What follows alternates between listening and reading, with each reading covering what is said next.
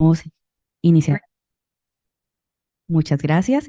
Ahora sí, damos inicio a esta capacitación del día de hoy, 12 de mayo, que está a cargo del Laboratorio Estratégico Compartido Bioanalytics de la Universidad del Valle, dirigido por la Dirección de Laboratorios.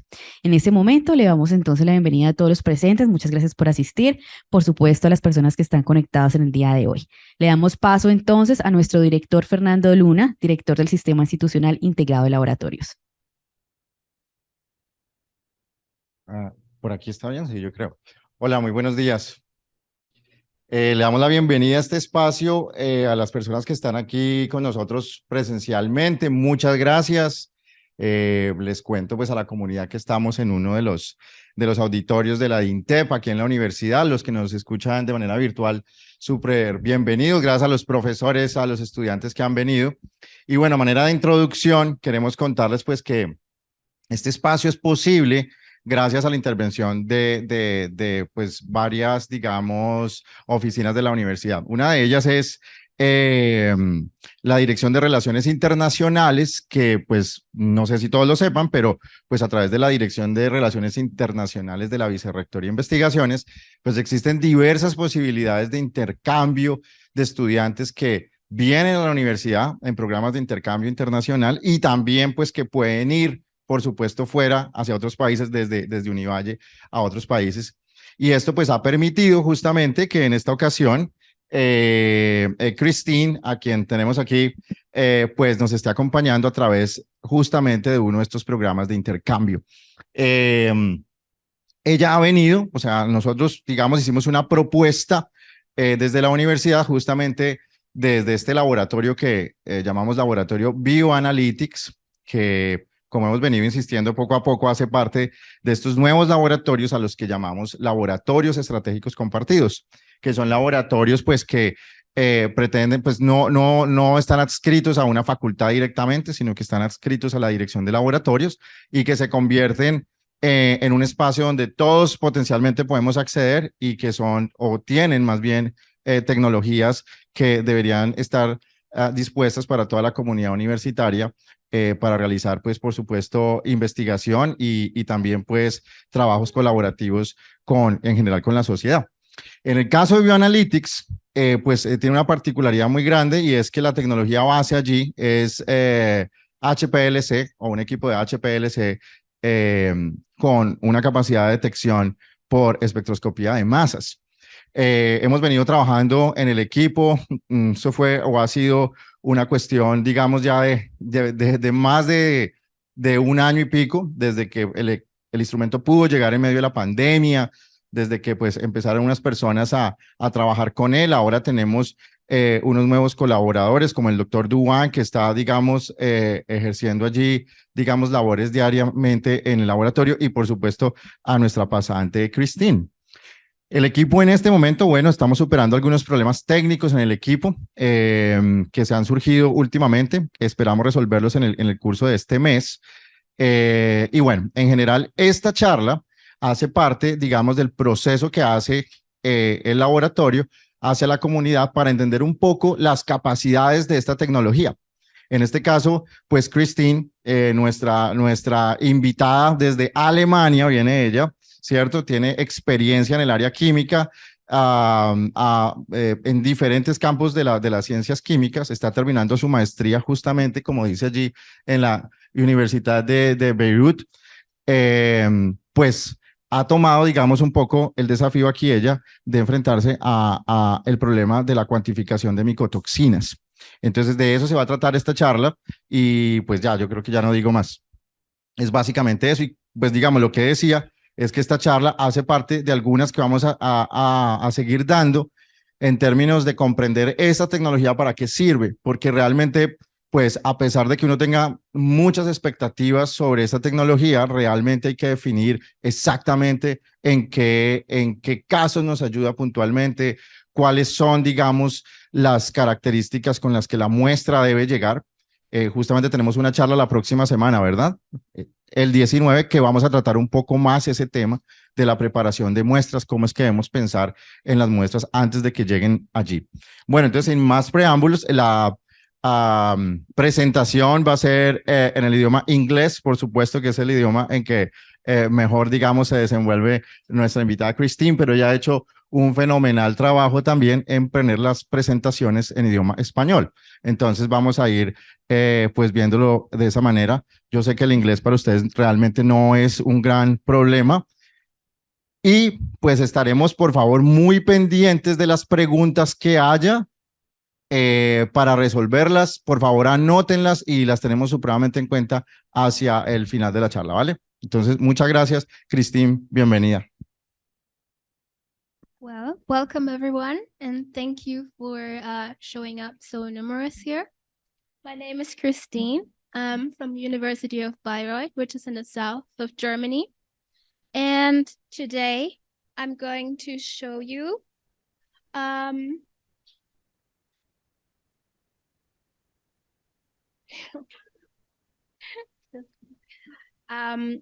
what is possible to what is one advantage of measure using the HPLC on the example of mycotoxins. Okay. So here we have a big picture of a mycotoxin, and one of the most prominent mycotoxins that one can encounter, an aflatoxin. And I'm going to talk about the problems that those mycotoxins are oftentimes masked, so you cannot measure them directly. So first, I'm going to talk about what mycotoxins are. The word derives from the Latin word myco, which means fungi, and toxin. And there are products of the secondary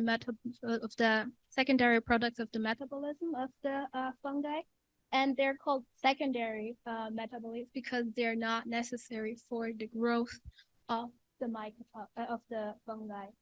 Here's a picture of a very prominent example, which is corn, and a black spot, which is the mycotoxin. Mostly aflatoxin B1, which is very cell damaging and cancer causing. And you can classify the fungi into their preferred environment. Some prefer more humid or higher temperatures. So yeah, it is a big problem. And currently the World Health Organization monitors mainly the 6 biggest classes of the mycotoxins. So here we have our aflatoxins. We do also have other completely different working mycotoxins. So those are like 6 classes of the most prominent ones. And the issue we face here is that those mycotoxin levels that the World Health Organization monitors are in the realm of parts per billion. So 1 microgram is like a billionth of a kilogram. So which methods can we actually use to measure such small amounts? And quick overview, why we should care about mycotoxins. Is this actually relevant in our everyday life? We basically encounter mycotoxins like, for example, Aspergillus flavus in all kinds of corn, and either we eat it or our livestock, if you eat meat, also takes in the aflatoxins or the mycotoxins.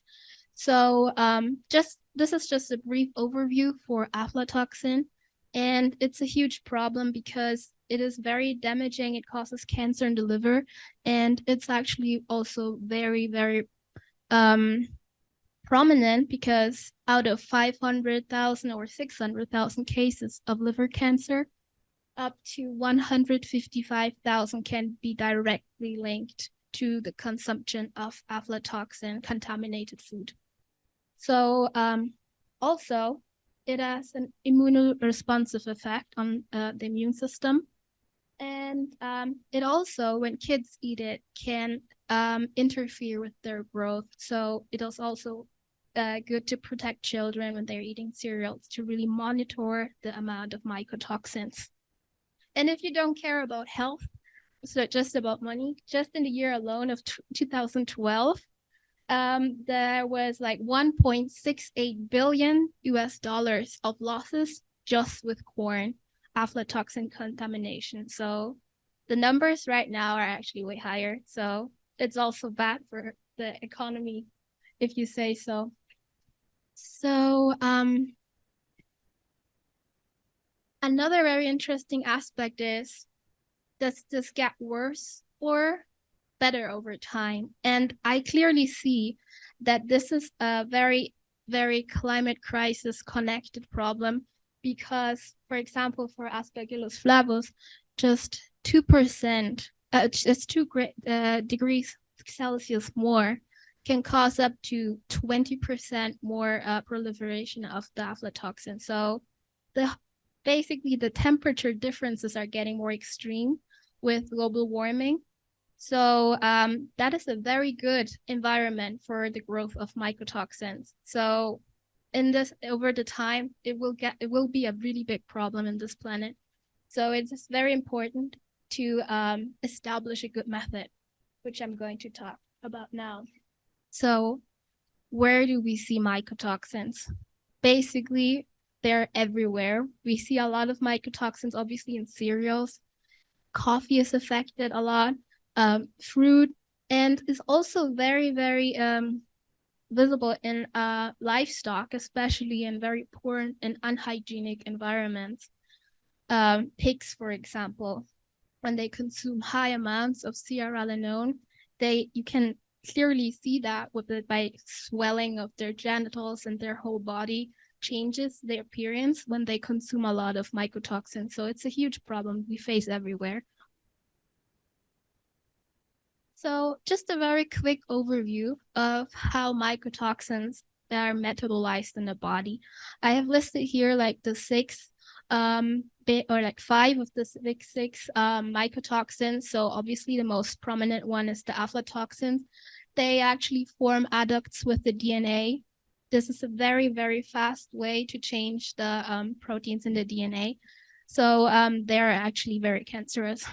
Then there are also completely different mechanisms, like zearalenone has more an endocrinic effect that is very negative, and can have a very lasting effect on the reproductive system, also in children and in women.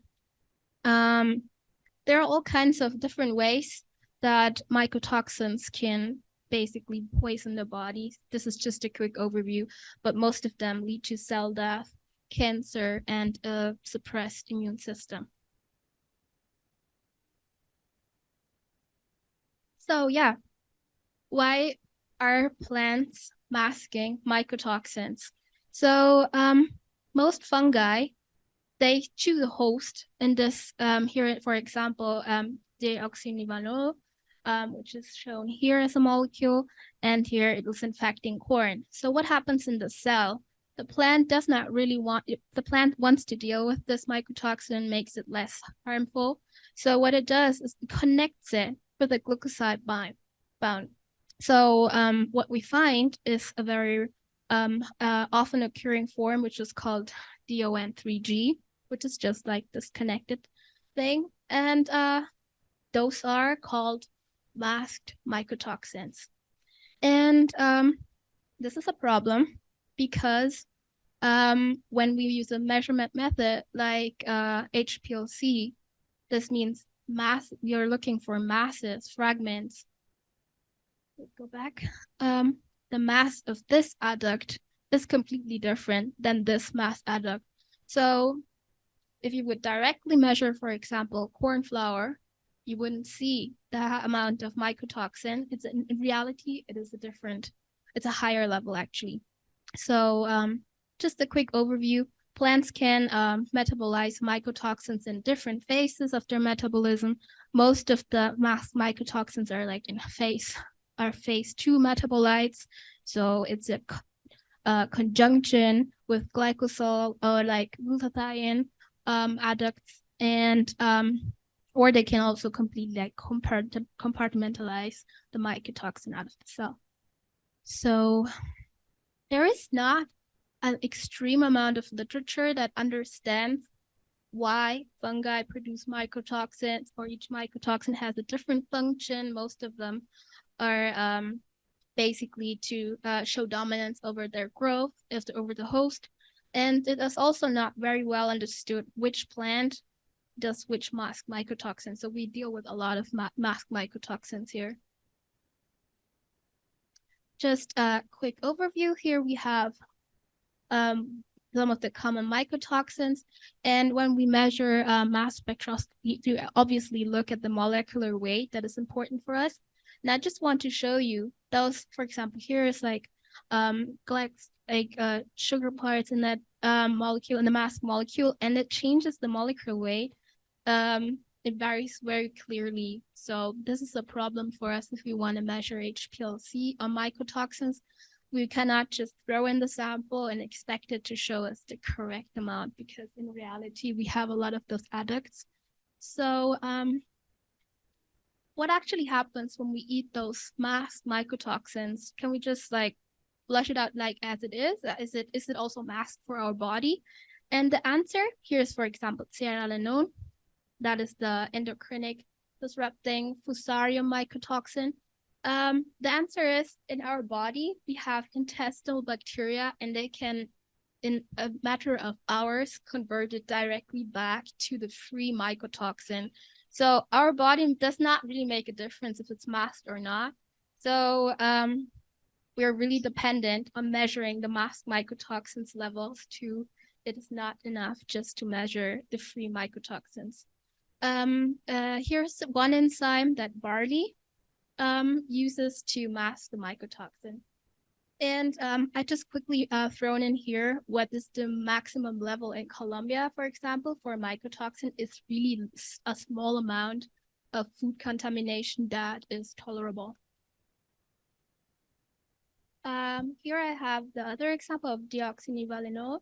And also you can see when we digest the masked mycotoxin, it's just a hydrolysis process that converts it back to the free mycotoxin.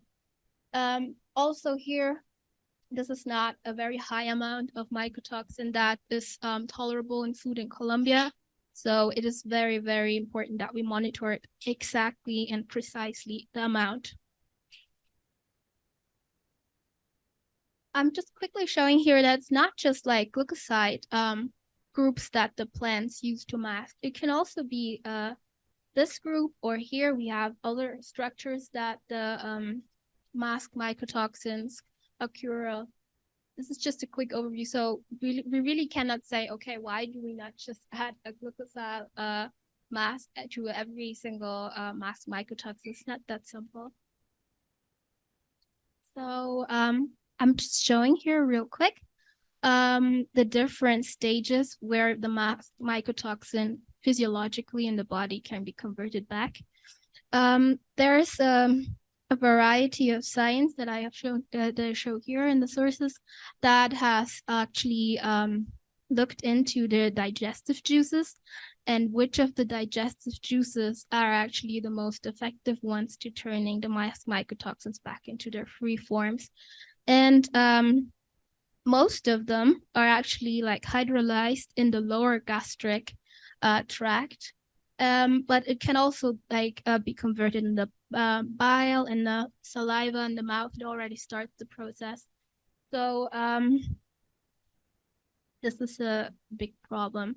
So how can we actually use that knowledge that our body can convert it back in unmasking the mycotoxins when we want to measure them exactly in the HPLC?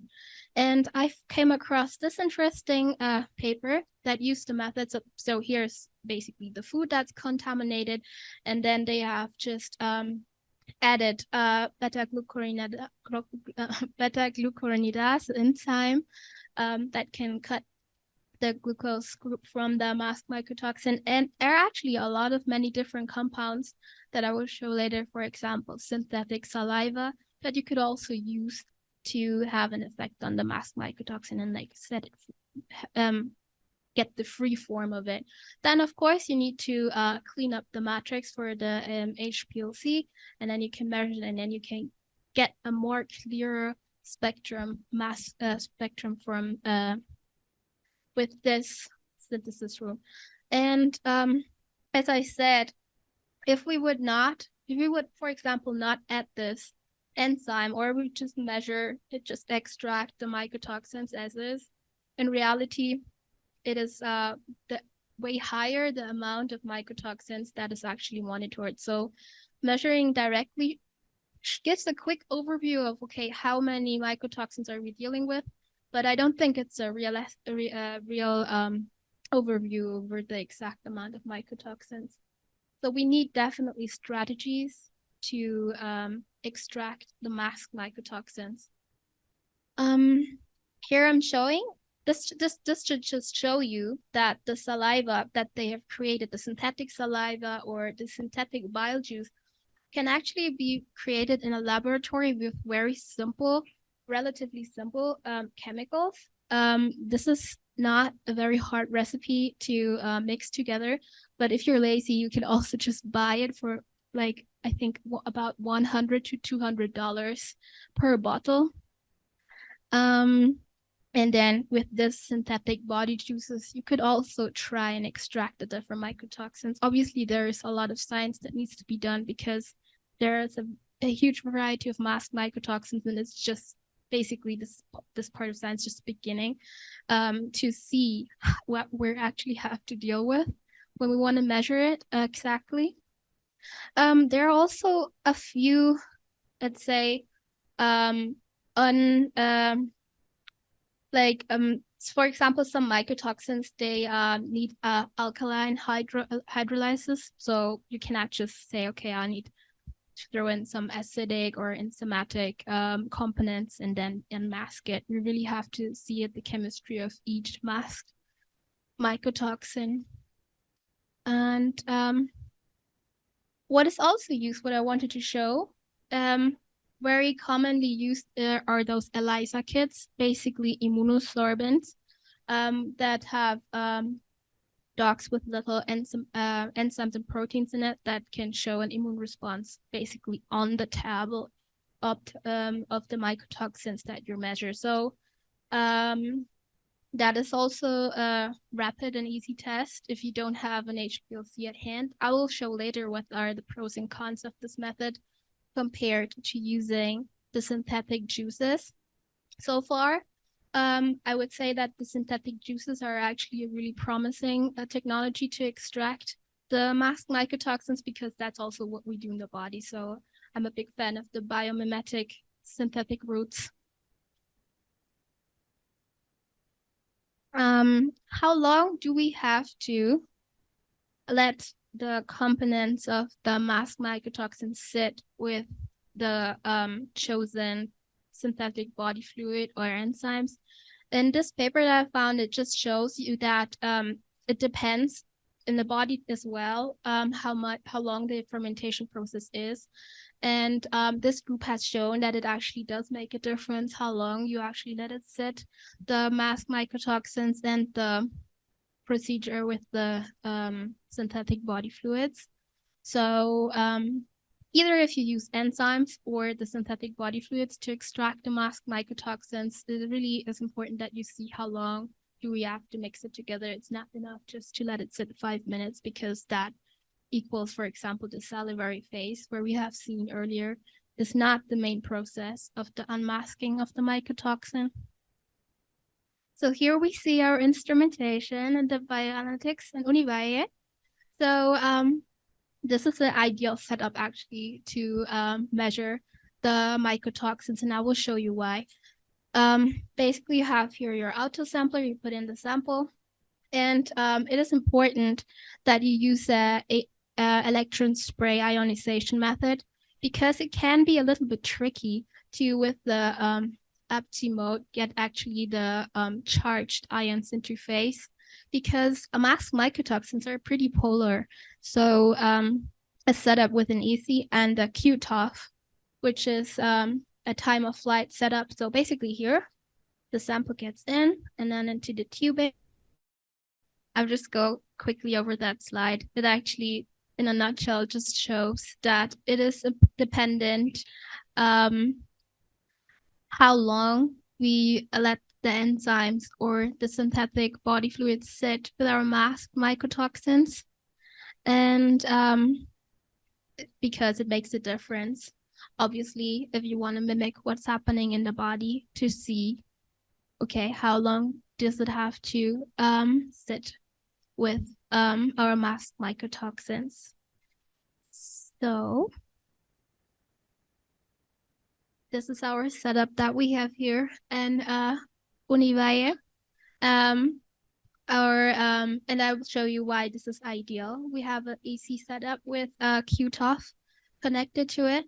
So basically we enter our sample here and through all those hoses, it is entering the electron spray ionization chamber, which is quickly depicted here. And then it enters our collision chamber with the quadrupole, and then the time of flight tube actually detects at different times the different masses. So it's a very sensitive and very nice method to measure mycotoxin. So it's ideal, our setup that we have here to measure it. It is not really recommendable to use the APT setup because it has shown to have a little effect or a negative effect because of the charged transferred ions of the mycotoxins, and because max mycotoxins are really polar. So it's just it's definitely a good setup to measure it.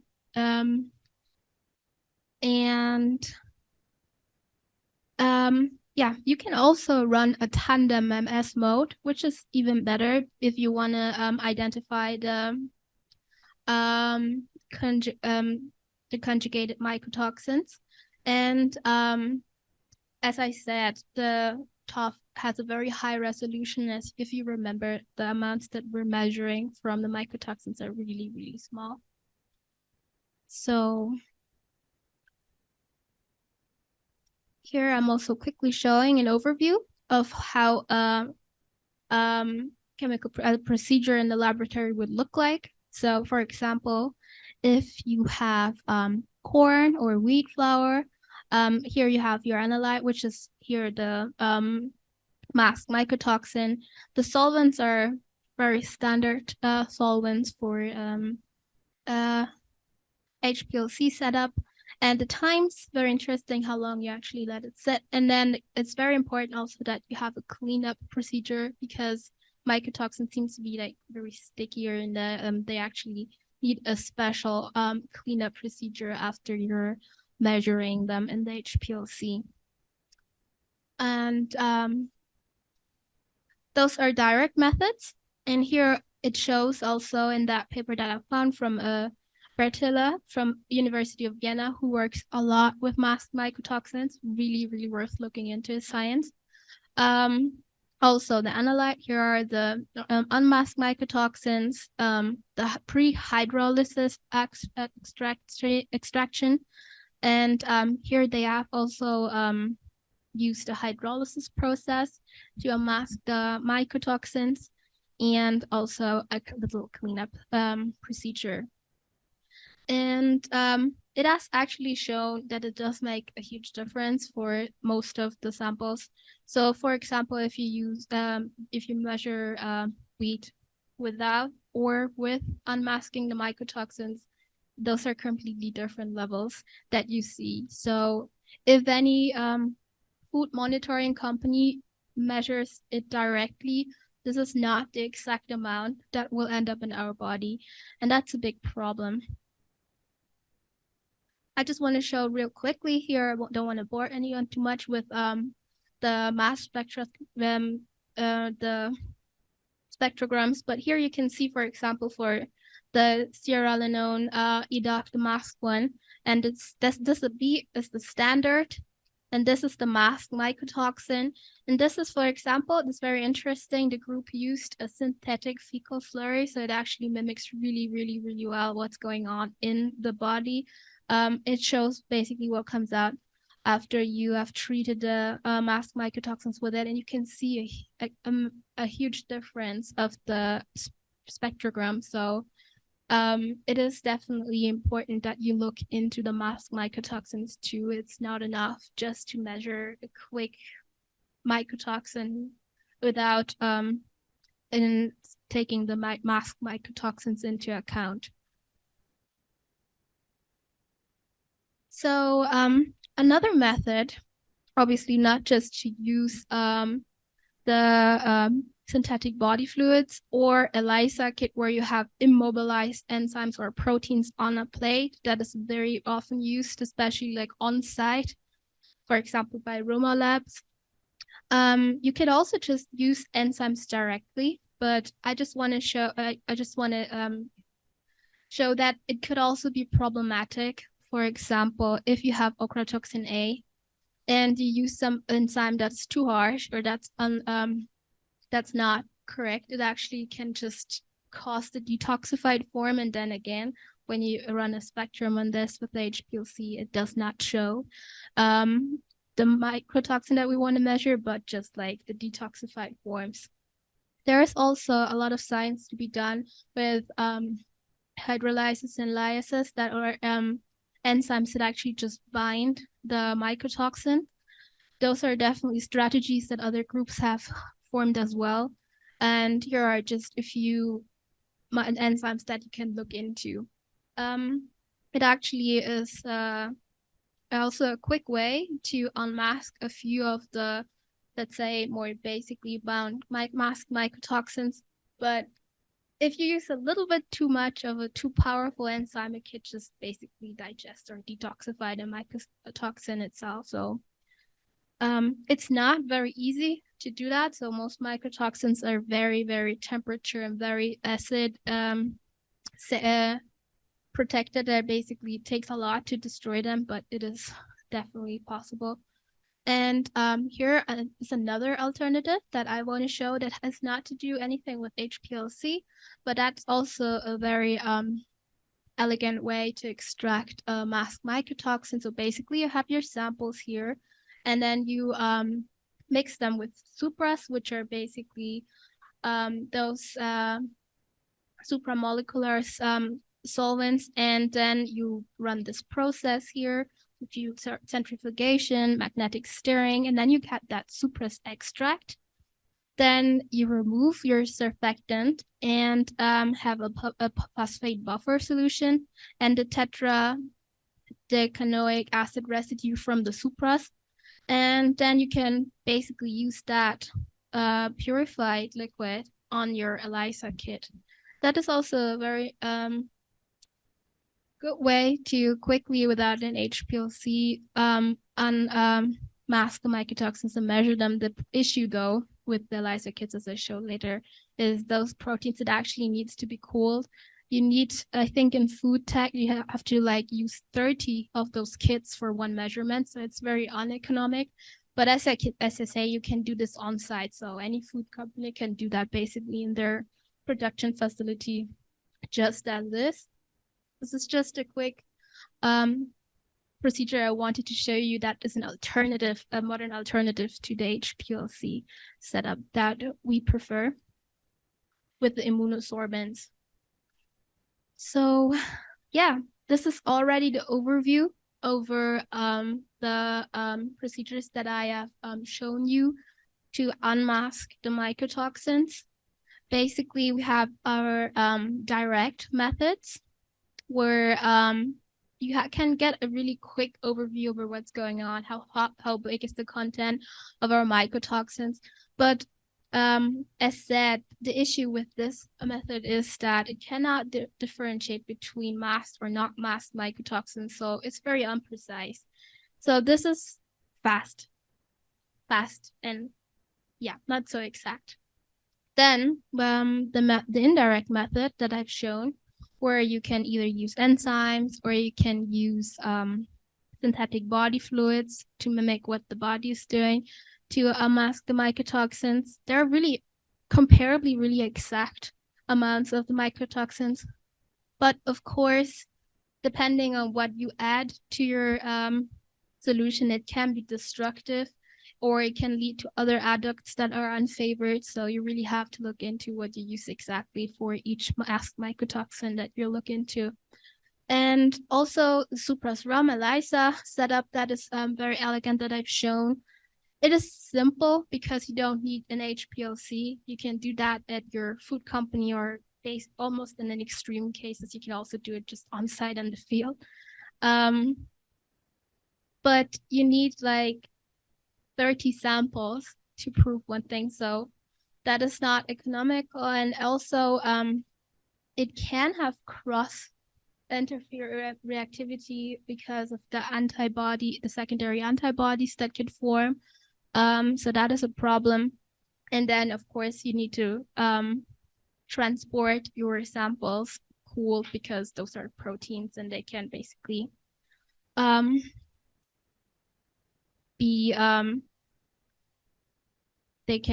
proteins, they definitely need to be cooled to have the antibody still working. So I would highly encourage to work more on this setup and look into it, because this is the indirect ways to unmask mycotoxins. I find them really promising. So that's definitely something that we will continue to work in here in Univalle. So yeah. And I want to thank everyone for your attention over this brief overview over unmasking mycotoxins methodologies. And I just want to show you real quick that this is okay.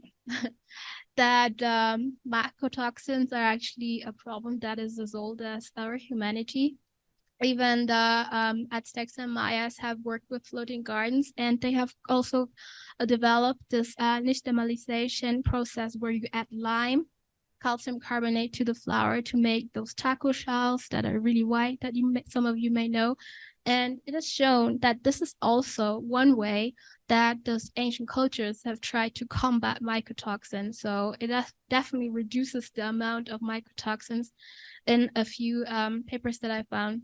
So this is a problem that is very current, but it is also something that has always been there, and that maybe it might also be good to look into ancient techniques, how we can combat it if it gets worse over time. So thank you so much for your attention, and I'm happy to take questions from now.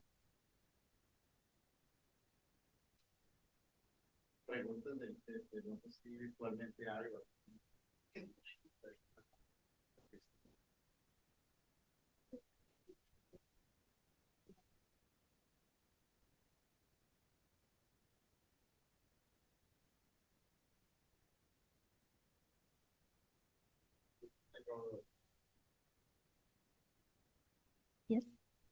Tú hablas de la diferencia en la cantidad de toxinas debido al enmascaramiento. Pero ¿cuál es esa diferencia? ¿Sabes? ¿En porcentaje? A veces son casi 20% más de más micotoxinas. Sí, es mucho.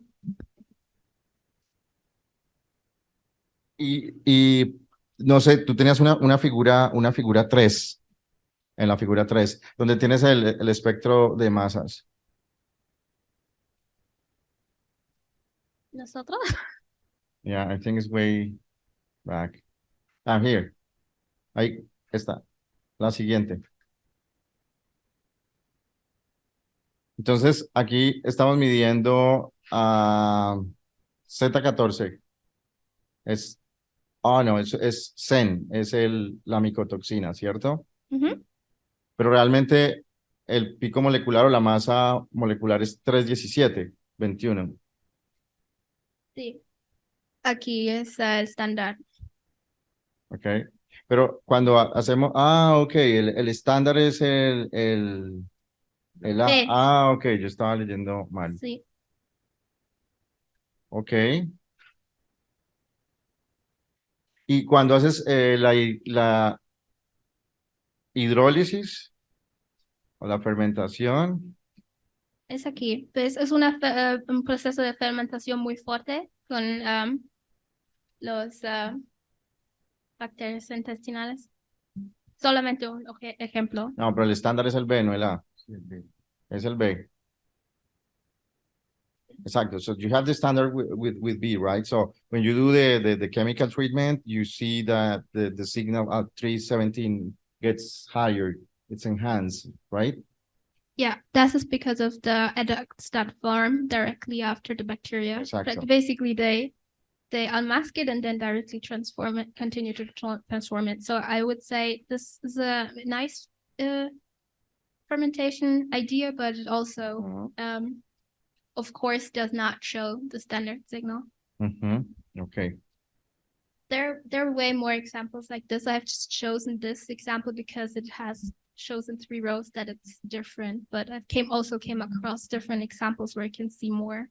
Okay. Exactly. Y la última pregunta es, ¿sabes si dentro de todo lo que has leído e investigado de este tema, existe algún trabajo dirigido a modificaciones genéticas para hacer que las plantas no adopten esta micotoxina o que de alguna manera puedan evitar la toma de las micotoxinas? Sí, existen. Si sabes dónde es lugar genético que necesitas cambiarlo, pero no es tan fácil porque hay muchos micotoxinas mezclados. Okay. You have to basically genetically modify for many, many different, because as I've shown in the beginning, most masked mycotoxins, they are completely different areas of the plants where they, some mycotoxins are there to prevent the plant to be eaten. So basically it's more, it's almost kind of a synergy, like, okay, that's maybe too far, but it does not kill off the plant. So it's like, good for the host and the mycotoxin, but there are also other mycotoxins that infect the plant and don't care, and they're really degrading for. So of course, depending if the mycotoxin is in a synergetic way with the plant or if it's actually interfering with the plant, those are mechanisms where you can completely change the DNA. But I came across a lot. I can send them to you. There are a lot of tries where people try to modify genetically, basically making genetically modified plants that are resistant for mycotoxins. Y se me ocurrió otra pregunta. Tú dices o nos muestras que hay una gran correlación entre el consumo de micotoxinas y cáncer de hígado. Entonces, tú sabes si existe una correlación entre los países que más consumen maíz y el número de casos de cáncer de hígado? Yeah, that's definitely directly connected. You can have like a graph or some kind of like a linear regression. I came across a graph. I have not put it in, but I think I came across statistics that show that especially here in South American countries where we eat a lot of corn and eat a lot of maize, this is definitely showing in the statistics of the cancers. So in extreme ways, we have here different cancers, more concerning mycotoxins than in countries where mycotoxins are maybe less of a problem. There's definitely a huge correlation. This is a very, very, very hot topic for also like medicine and preventing that disease spread. It's a huge issue. Also, more of the zearalenone. Actually, zearalenone is the one that's endocrinic disrupting, and that is actually very deeply connected with global warming. So this is going to be more of an issue. So, in extreme ways, fertility affects it. So we may get into a future where many people are infertile, and it's just because of maybe our mycotoxin levels in the corn. That's a very, very realistic scenario, actually.